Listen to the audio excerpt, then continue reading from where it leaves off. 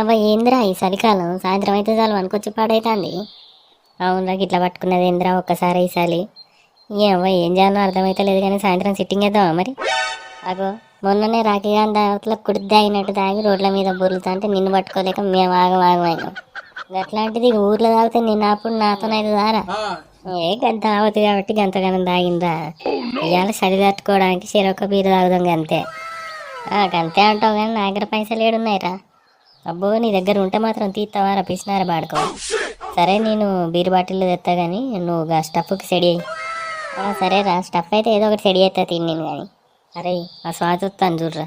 వామ్మనే ఇది కానుక కొన్నదా రా కొత్త షేటరు. పొద్దుగాల కూడా వేసుకొని తిరుగుతారా రా ఎవడైనా షేటరు. అందం ఉండదు సందం ఉండదు కానీ సోకులకైతే ఏం తక్కువ లేదురా దీనికైతే. హాయ్ రాజు, ఏం చేస్తున్నారు ఇక్కడ? ఏం లేదు స్వాతి, మన ఊర్లోకి తప్పిపోయిన అడవి పంది పిల్ల వచ్చిందాట, ఎత్తుకు